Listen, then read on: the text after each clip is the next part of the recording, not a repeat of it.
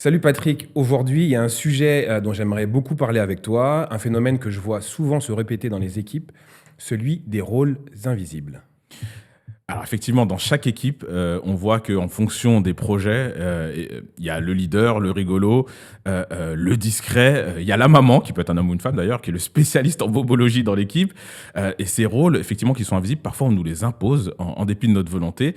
Et l'idée, c'est d'en discuter. Je trouve que le sujet il est super intéressant, Joël, de savoir Parfait. comment ces rôles ils s'imposent à nous et comment s'en défaire, parce qu'effectivement, il peut y avoir parfois des rôles qui sont intéressants et confortables pour nous, mais il y a d'autres rôles, effectivement, qui sont plutôt négatifs et qui peuvent nous enfermer, brider notre potentiel, on va discuter de ça ensemble.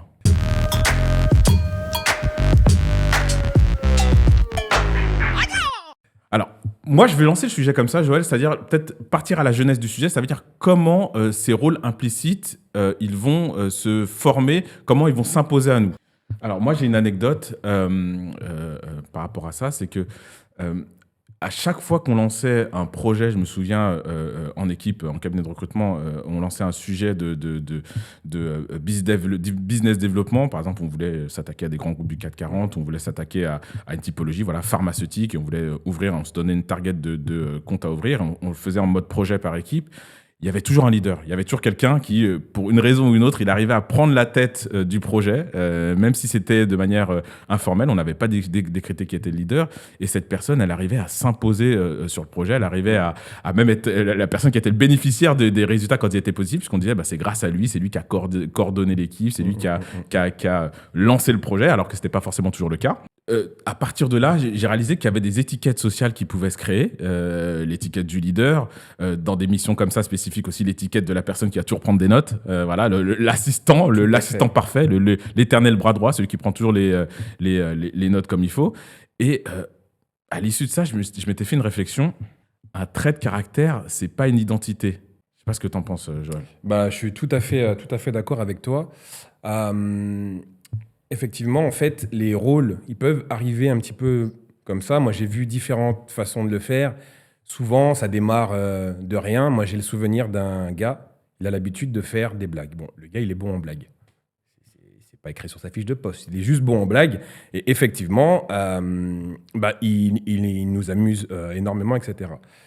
Et il a pris l'habitude de passer une petite blague par-ci, par-là, etc. Et petit à petit, qu'est-ce qui se dessine? C'est l'étiquette en fait du rigolo autour de sa tête. Et vient le souci de, au moment où lui commence à aborder des sujets sérieux, c'est là où ça se complique parce que avec une étiquette le rigolo, eh ben, tout le monde te voit un petit peu comme tel et tu es très difficilement pris au sérieux.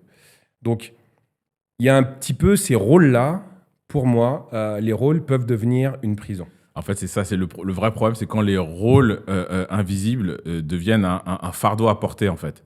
Parce qu'effectivement, Ouais. moi, dans mon exemple, on voit le rôle du leader, c'est plutôt un rôle positif. C'est-à-dire le rôle du leader, le rôle de l'assistant, c'est plutôt le rôle bien cadré de la personne qui fait les choses bien et qui aura tendance plutôt à te booster. Mais le problème, en tout cas dans ce podcast, peut-être la chose qu'on pourrait et qu'on va évoquer, c'est plutôt le moment où le rôle est un fardeau, c'est un poids. Par exemple, tout à l'heure en introduction, je parlais de l'expert en bobologie. Alors c'est vrai qu'en entreprise, la maman, entre guillemets, qui peut être un homme ou une femme, hein, Ouais. différenciant, c'est-à-dire que la personne qui va toujours être là pour être à l'écoute, en support dans les équipes, c'est un rôle des fois qui est informel. Alors même si dans beaucoup de maintenant d'entreprises, on va faire attention à ça, on va avoir des mental health champions, des genres de choses qui vont être mises en place, des gens qui vont être à l'écoute. Mais c'est un rôle qui est pesant finalement, parce qu'effectivement, qui s'occupe de la personne qui elle-même s'occupe de tout le monde, Mais oui, oui. voilà, qui s'occupe du rigolo, qui est peut-être pas forcément le rigolo qu'on pense qu'il est. Et effectivement, le rôle implicite amène à se limiter psychologiquement dans l'évaluation qu'on a de l'autre.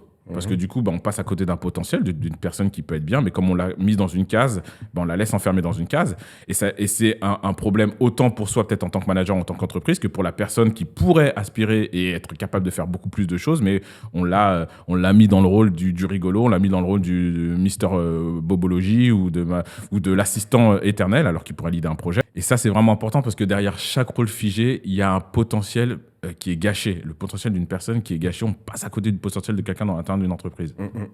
Après, bon, je vais reprendre un petit peu, rebondir sur ce que tu dis. Effectivement, le potentiel, il peut être gâché. Tout dépend. En fait, il y a des rôles qui sont, entre guillemets, choisis et plutôt intéressants par rapport à ce que tu as prévu. C'est-à-dire que j'ai vu beaucoup de personnes s'appeler, par exemple, le facilitateur ou la personne de confiance. Et ben, ces rôles-là sont plutôt, en général, gratifiants, même s'il y a un certain prix à la longue avec ces rôles-là. Mais en même temps, ça, ce sont des rôles choisis, mais il y a des rôles complètement imposés. Et c'est là où ça devient difficile quand on a le rôle. Oui. Non, alors, Justement. je te laisse terminer. Je te laisse terminer parce que je trouve que ce que tu dis est intéressant. Parce que là, on va parler d'un sujet qui est intéressant. Vas-y. Vas-y. Et bien justement, le rôle qui peuvent être difficiles, c'est quand, effectivement, moi j'ai effectivement connu des rôles où on me dit, ah bah tiens, tu vas aller voir la maman. Et c'est devenu son identité, quoi. C'est la maman, etc. Ou même pire, très récemment, très récemment, j'ai encore entendu une personne qui est la personne qui va jusqu'au bout. Du coup, ses managers, etc., peuvent lui mettre énormément de charges, énormément de choses, parce que inconsciemment ou consciemment, ils savent que cette personne-là va aller jusqu'au bout. Donc, c'est des personnes qui vont prendre soin des autres, mais en réalité, personne réellement vont dans leur sens et leur demande si ce rôle-là leur va bien ou comment ils vont, etc. Alors, c'est là où je voulais te couper tout à l'heure et je trouve que c'est super intéressant ce que tu dis parce que dans les rôles qu'on nous impose, il y a effectivement une partie de la réflexion finalement, c'est la conséquence de nos actions. J'ai fait une ou deux petites blagues, je suis le rigolo de l'équipe. J'ai pris une ou deux fois les notes, je suis la personne qui prend les notes, mais il y a une partie qui ne dépend pas de nous. Et moi, en fait, c'est surtout ça que je voulais introduire, parce que je trouve que tu disais était super intéressant, c'est les biais cognitifs. Parce que, par exemple, moi, en tant que chasseur de tête, dans le recrutement, c'est quelque chose que je vois beaucoup. Le biais cognitif, c'est la projection de ma personne sur ta personne. C'est-à-dire que tu n'es plus Joël, tu es la conséquence des stéréotypes que j'ai. Joël, t'es noir. Les noirs, Joël, il est un peu feignant, il faudra toujours lui mettre un petit coup de pied aux fesses pour avancer. Pas ni problème, c'est le côté antillais. Tu vois, ça va et de la même manière, par exemple, moi j'ai pu avoir des managers qui notamment dans l'industrie, quand on faisait de la chasse de tête, qui disaient pas de filles, pas de femmes dans mon équipe. Pourquoi ? Je veux dire, à partir du moment où tu as un manager qui va recruter 50 ingénieurs par an dans son équipe, dans une équipe R&D, et que c'est tous des gens qui sortent de Polytechnique, enfin plutôt Centrale Supélec dans le cas échéant ou des mines, en fait, finalement, c'est des gens qui, peu ou prou, se ressemblent quasiment tous. Ils sont tellement formatés par des écoles et intellectuellement, dans leur cheminement, c'est pareil. Mais le gars avait un biais sur les femmes. Voilà, pas de femmes dans mon équipe, ça va déconcentrer les gars. Et puis les femmes, c'est plein de froufous. C'est un biais sexiste. Voilà, tu vois. Et c'est un sujet... C'est une branche du sujet qu'on traite, mais j'aimerais qu'un jour on traite des biais cognitifs, parce que moi c'est quelque chose que j'ai beaucoup vu dans le recrutement, mais je trouve qu'il est connexe au sujet qu'on traite en ce moment, c'est-à-dire les rôles qu'on nous impose, parce que parfois le rôle, comme je te l'ai dit, il peut nous être imposé. Alors, on peut se l'imposer à soi-même par nos actions, mais il peut nous être imposé par des managers et par un entourage qui a un biais cognitif sur soi. D'ailleurs, l'asiatique qui est très bon en informatique et très bon en mathématiques, ce qui peut être totalement faux. Le noir paresseux ou le noir là, j'exagère sur le noir paresseux, mais par exemple, moi j'ai des candidats qui m'ont dit, par exemple, on s'attendait à ce que je sois le Will Smith de l'équipe. C'est pas le cas, quoi. Je veux dire, le mec il vient, il est ingénieur comme tout le monde. Plus à Will Smith que toi en plus. C'est vrai. Mais blague à part, il y a cette espèce de projection et c'est là où c'est intéressant dans l'idée des rôles qu'on nous impose. Le rôle du manager, c'est d'évaluer à la juste valeur chaque potentiel des individus, de les dépasser, de ne pas les enfermer dans ces cases. Parce que justement, selon moi, le manager, c'est aussi pour moi, il est censé voir un petit peu tout ça dans ses équipes. Quand je dis il est censé, c'est que c'est le manager. J'ai le côté un petit peu naïf pour moi, un manager, il doit prendre soin de ses équipes, quand même. Et c'est l'un des premiers à voir ces différents rôles se dessiner au sein de son équipe. Ce que je vois au quotidien, sans dresser de tableau noir, c'est qu'effectivement, il y a des managers qui vont réussir à adoucir un petit peu les angles et faire en sorte d'avoir une bonne dynamique au sein du groupe. Mais malheureusement, ce que je vois aussi, c'est que certains managers, encore une fois, consciemment ou inconsciemment, bien sûr, vont jouer de cette faiblesse-là, c'est-à-dire de cette faiblesse-là, de la faiblesse ou du poids pour avoir ton rôle. Si dans ton rôle, c'est la personne qui dit jamais non, et on en connaît tous, on viendra systématiquement te mettre les tâches les plus horribles que personne veut traiter, et ainsi de suite. Et Et- ça arrive tout le temps. Juste de te dire ça, mais j'ai plein de personnes qui, Ouais, qui tout à me fait. viennent à l'esprit. Tout comme je te parlais tout à l'heure des biais et des personnes qui vont voir une personne d'une certaine manière, ça a pu bloquer, c'est le fameux plafond de verre. On va pas vouloir que telle ou telle personne évolue. Et quand on va poser les questions au manager, mais pourquoi tu ne veux pas que cette personne évolue? Bah oui, mais lui, c'est le rigolo, ou elle, c'est la maman, ou ainsi de suite. Et de la même manière, j'ai l'impression qu'il y a aussi parfois peut-être une forme de paresse du manager d'attribuer des étiquettes comme ça. Pourquoi? Parce que finalement, c'est horrible à dire, mais c'est facile pour le manager de manager Facile. et facile de se repérer. Mhm. À partir du moment que j'ai un problème, je sais que Joël, c'est la personne qui dit jamais non, je vais me retourner vers Joël. À partir du moment où j'ai un compte-rendu à faire et que j'ai monsieur assistant, monsieur compte-rendu à chaque fois qui est toujours là, je vais lui donner. Tu vois? À partir du moment où j'ai envie de pacifier des équipes, d'être un peu, d'animer une réunion un peu cool, je veux aller voir le petit rigolo de l'équipe pour lui dire, attends, tiens, bah, tu vas animer un peu la réunion aujourd'hui, et ainsi de suite. Donc, moi, la question peut-être que je veux me poser, Joël, et en tout cas que je veux te poser, parce que c'est bien de faire le constat, c'est mais comment on fait pour dépasser finalement l'étiquette qu'on nous a collée? Parce que ça, c'est une prison. Pour être très honnête avec toi, par exemple, moi, je sais qu'il y a des gens qui ont dû quitter les entreprises dans lesquelles ils étaient parce que, ils se voyaient bloqués. Donc, en fait, toi, en tant voilà, t'es un informaticien qui a fait plein de projets, qui a été sur des projets différents, et ainsi de suite, comment on fait pour se débarrasser de cette étiquette qu'on te colle? Eh ben, ça, c'est une très très bonne question. J'aurais aimé qu'elle soit simple et qu'il y ait une solution miracle entre guillemets, mais en tout cas, moi, je te donne ma vision, ma version des faits. Pour moi, il va y avoir deux choses, parce qu'en réalité, c'est pas si simple. Déjà, je vais te dire pourquoi c'est pas si simple, parce que ce que je constate moi et ce que j'ai vu, hein, même moi en ayant différents rôles, c'est que, premièrement, si toi, tu essayes de sortir de ce rôle-là, ça va déjà créer une peur chez toi du regard des autres. C'est-à-dire, reprenons l'exemple de la personne qui dit toujours oui, mais qu'est-ce qui va se passer au moment où je dis non? Comment les gens vont me percevoir, etc. Et voilà, parce qu'il y a toujours une volonté de Ah bien bah oui. faire. Donc une fois qu'on a pris l'habitude d'un rôle, c'est très compliqué justement de nous-mêmes, premièrement, de se dire bah, je vais faire différemment. Et en plus, autre frein qui rend ce processus difficile, c'est que ton entourage, aussi bienveillant soit-il, ton entourage va te freiner et va finalement t'empêcher de changer de rôle. Parce que changer de rôle, si toi, justement, tu n'es plus la personne qui dit toujours oui, ça va me forcer, moi, à justement reconsidérer mon regard par rapport à toi. Et donc me réorganiser et revoir tout ça. Euh, Selon moi, moi j'amènerais trois solutions, en tout cas, trois possibles chemins de le faire. La première chose, pour moi, c'est de réussir à identifier clairement le rôle en question.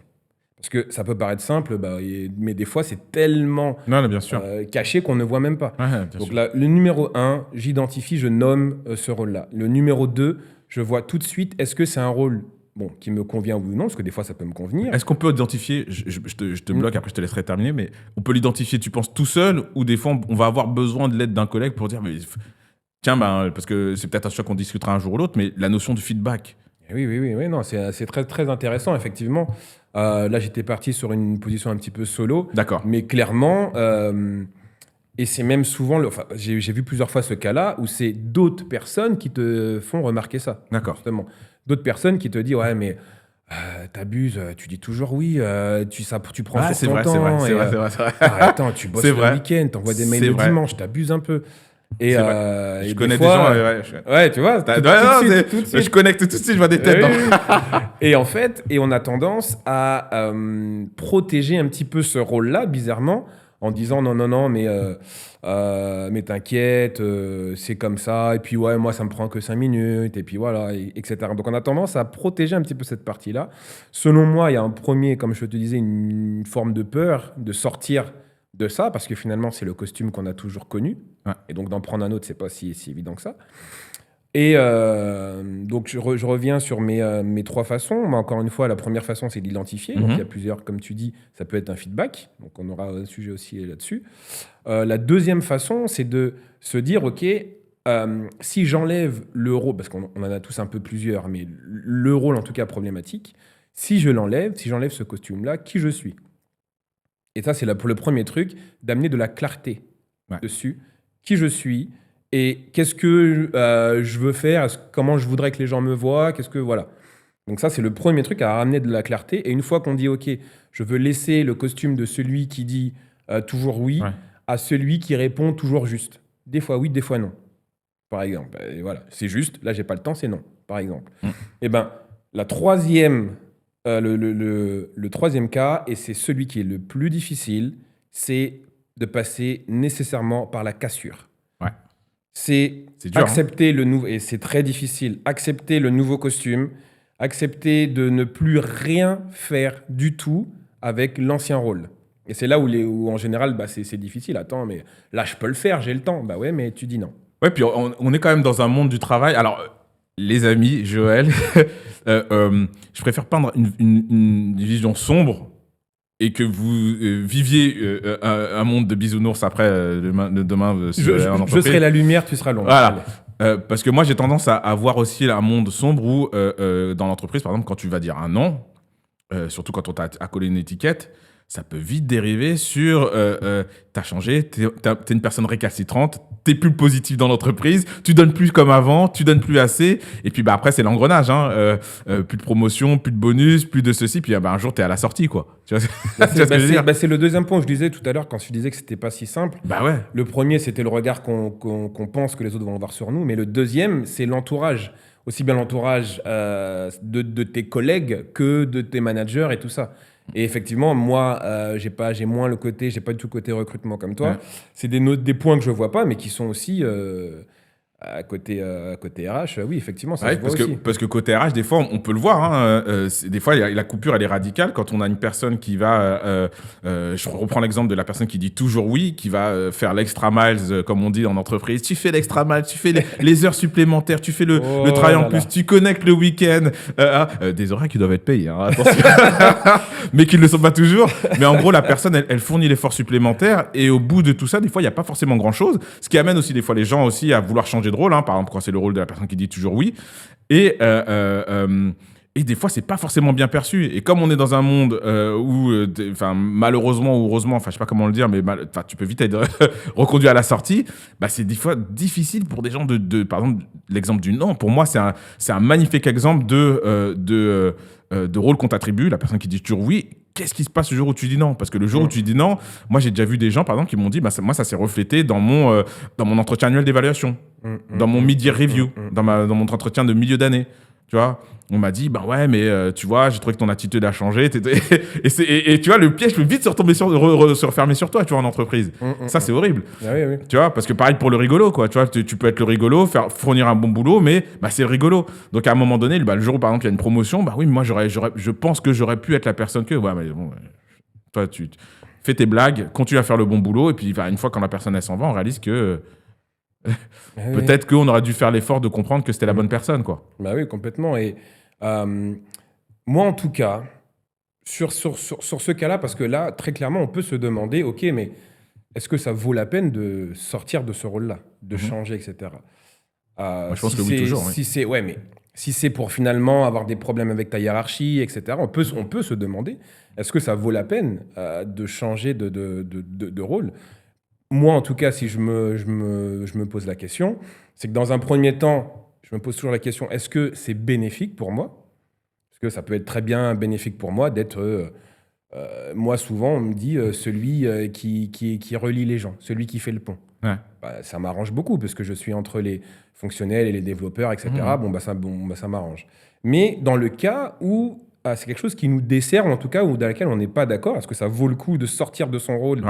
Et entre guillemets, prendre un risque en fait finalement. Prendre un risque de te mettre tes collègues et ta manager et tout le monde à dos. C'est délicat parce que tu peux être le rigolo, mais avoir ta place dans l'équipe, indiscutable, ainsi de suite. Et le jour où tu cesses d'être le rigolo, parce que moi, ce qui m'intéresse finalement, c'est le rôle qu'on t'attribue, l'étiquette qu'on t'attribue, qui est pas forcément une étiquette positif ou en tout cas qui te convient, et comment tu fais pour sortir du piège. Parce que finalement, si t'es le rigolo, ça peut te plaire un temps, et puis à un moment donné, tu dis oui, mais je suis rigolo, maintenant je suis senior, j'ai envie d'avoir des rôles. Un rôle de management, un rôle de leader, de team leader, peu importe, un rôle de direction. Comment tu fais si t'es le rigolo? Oui, moi j'ai vu des personnes qui étaient vraiment celles sur qui on peut s'appuyer. Du coup, tout le monde lui envoie toujours tout, tout, tout, tout, tout. Mais personne lui demande comment ça va. Mais Ouais. vraiment, personne lui demande comment ça Ouais, va. ouais, Et c'est des cas que des personnes que j'ai rencontrées, que j'ai en tête. Je vais pas les citer, mais voilà. Et en tout cas, moi, selon moi, j'irais vraiment. Pour moi, ça en vaut la peine. ouais. Ça vaut la peine d'aller vers cette troisième étape, vers la cassure, Ouais. quitte à être mal vu. Pour moi, même si on est mal vu dans un certain temps, en tout cas, on sera vu plus juste. Ouais, c'est vrai. Et au fil du temps, ça paiera. Oui. Alors, je dis pas, les gars, C'est pas le monde des bisounours. Malheureusement, moi, le pessimiste, j'aurais tendance à dire que des fois, vous serez poussé à la porte. On est là pour se faire mal, hein, on est là pour dire les choses. Après, moi, ce que j'ai pu voir parfois en entreprise, Joël, peut-être que t'as dû le voir, et ça, c'est un crédit que je donne à certains managers, par exemple, c'est quand ils voient qu'il y a des rôles qui se figent, pour faire participer tout le monde, par exemple, bah, des fois, on fait tourner les rôles.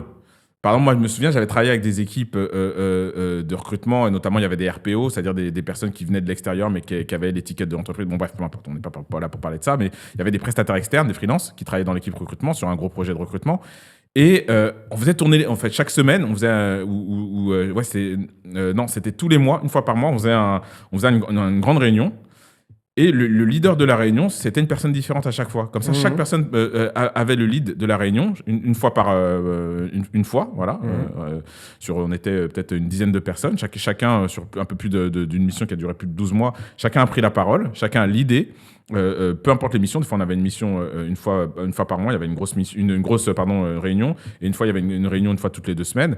Bah, chaque personne tournait, donc tout le monde était obligé de parler, tout le monde était obligé de sortir de sa coquille, et tout le monde était obligé de prendre le temps d'écouter l'autre. Voilà. Et puis il y avait toujours des espèces de moments, ça je trouve ça intéressant quand les managers font ça, le moment quick win. Et puis business case, learning point, voilà. Quelle est la difficulté auquel Joël Joël, est-ce que tu as une difficulté que tu as rencontrée cette semaine? Comment tu l'as surmontée? Bah, merci Joël. Voilà, des feedbacks. Merci pour le feedback de Joël. Ça me Voilà. parle. Tu vois, le manager, je trouvais que c'était intéressant. Il faisait tourner les rôles. Et ça forçait tout le monde à parler. Il disait même aux gens qui étaient les plus timides, les plus discrets, bah, prends la parole. C'est toi qui animeras le débat. Si tu as un problème, moi je serai en backup. Mais prends la parole. T'as ta voix au chapitre. Tu peux parler. Que tu sois junior, qui avait déjà un peu plus junior, que tu sois le sourceur sur la mission, tout le monde parle. Que ce soit le recruteur plus expérimenté, tout le monde va parler comme ça.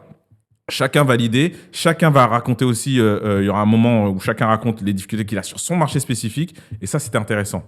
Ça, je trouve que ça a été intéressant parce que ça forçait effectivement, alors déjà, on voyait forcément les rôles de chaque personne dans l'émission, dans la mission qu'on avait, mais on voyait aussi peut-être dans la manière dont la personne, elle animait la réunion, bah, on voyait que des fois, par exemple, moi, je me souviens, une personne qu'on pensait un peu plus timide, je trouvais qu'elle avait animé la réunion mieux. C'était moins ronflant, parce que tu sais, c'était 1 heure en Teams, c'est compliqué des fois.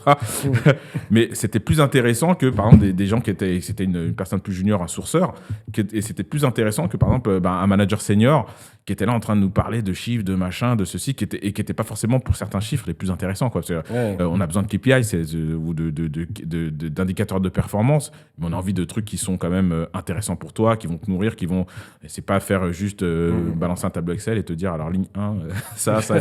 Et je trouve que c'était intéressant. Moi, justement, j'ai envie d'ajouter un dernier mot. Vraiment, j'aimerais terminer sur, selon moi, tu es beaucoup plus que ton rôle. Voilà. On ne peut pas te définir juste par rapport à ton rôle. Tu as différents rôles, mais voilà. Il faut savoir qu'on est beaucoup plus que ça, et c'est intéressant d'aller explorer toutes les facettes de ta propre personnalité. Ouais, et puis moi je rajouterais aussi que il faut en avoir conscience, chacun d'entre nous, autant le manager que les gens qui sont dans les équipes, que le rôle qu'on va vous attribuer, ce rôle implicite, il va vous enfermer, il va vous frustrer, il va vous limiter, et que c'est tout le rôle du management, mais aussi ton rôle à toi, ta mission à toi quand tu es en entreprise, c'est de se dire je dois tout faire pour briser ces barrières invisibles. On en aura tous, à différents degrés. Tout à l'heure, je parlais des biais cognitifs qu'on peut avoir pour les personnes entre guillemets racisées, tout comme pour les femmes et pour tout le monde. Faut pas croire que voilà, on a tous des rôles positifs ou négatifs qu'on nous assigne, des étiquettes positives ou négatives qu'on nous a assignées. et ça nous limite. Et tout le rôle du management et de l'entreprise est de pouvoir briser ces étiquettes pour que chaque personne puisse atteindre son plein potentiel. Et c'est vraiment un très important pour l'entreprise, parce que au-delà de toi, ton bénéfice de te développer, l'entreprise aussi, elle a besoin que ses salariés soient plus épanouis, elle a besoin que ses salariés soient plus productifs dans le cadre de temps qui leur est imparti. Et finalement, ton degré de satisfaction va impacter ta productivité, quoi. On va pas se mentir que si tu te sens bien dans une équipe, tu seras toujours plus enclin à en faire un peu plus et faire mieux et à être soucieux du détail que si tu es dans une équipe où tu te sens pas valorisé et tu te sens pas écouté. Voilà. On se quitte là pour ce podcast. Ça m'a fait plaisir de discuter avec toi. Et puis à la prochaine pour le prochain sujet. À très bientôt. Merci Patrick.